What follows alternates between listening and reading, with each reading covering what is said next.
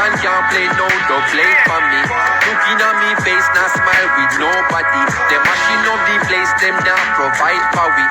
That's why them can't use my voice, none at all. Yo. Spread the word. Yeah, people, more taking a look up piece of inch of me a bill. You see me, you don't know, say, come like a volcano. You see me, I say? I inform them, so them talk plenty. Lift up the belly of the beast, so carry half century. Make a juvie bust him at the barely past 20. Yeah, people, make sure you listen what me I say. You see me, I say? War can't ball free. Tell Craftman so we pull a technique. Make him feel like so.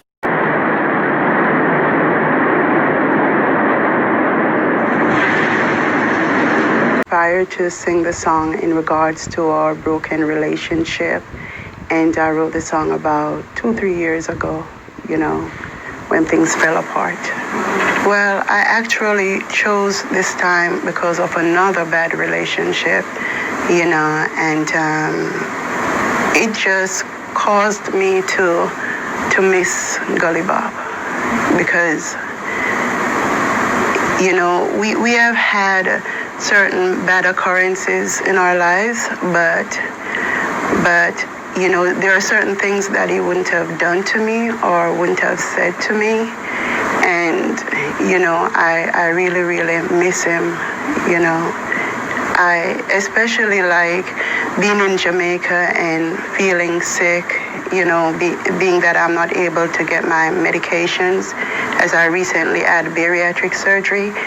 Bob would have taken care of me. He would have nursed me. He would have gotten me everything I need. And the person that I've been seeing, you know, haven't been catering to my needs. And so I miss him so much. And so I decided the next day, after a certain incident in Montego Bay, you know, that left me feeling like my life was endangered,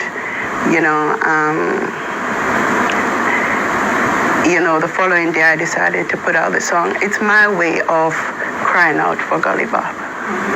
The song is not a typical song, as it wasn't a typical relationship. I was his manager. He was my mentor. We both fell in love, but we both had egos, so it's like, being influenced by the world, on my hand, people are thinking that he's not good enough for me, and on his hand, people are considering the fact that he have already made a name for himself, so they feel like I'm itching on just for the ride, just for the fame. So it was very complicated. But I use the name Neko to hide behind the truth, because people started to sound frustrated hearing me talking about Gully Bob all the time. So they would be like, stop calling his name, move on with your life. And I believe that I needed time to process everything and to be healed. And so the name was really to hide the fact that I was still hurting over our relationship that I consider to be sacred, but the world saw it as a relationship that just should be forgotten. There's a part of me that will forever love him, because as time goes by, even then, I realized he was greatly influenced, greatly.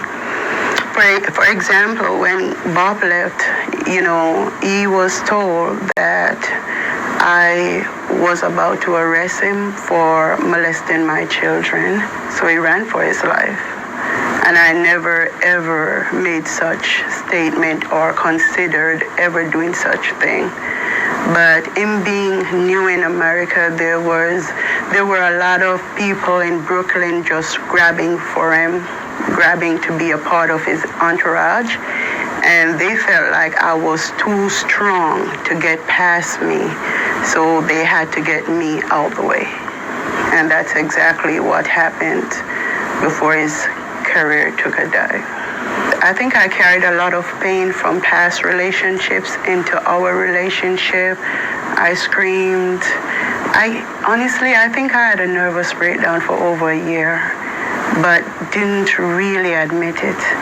Because looking back at those videos, I'm like, who is that person?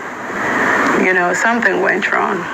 And it was then and there that I decided to search back for Venice, to find her back. You know, I did therapy sessions. I took certain over-the-counter medications, started taking care of my body and just talking about my pain. And I'm not there, but I'm 85% back to the girl that I knew before Gully Bob.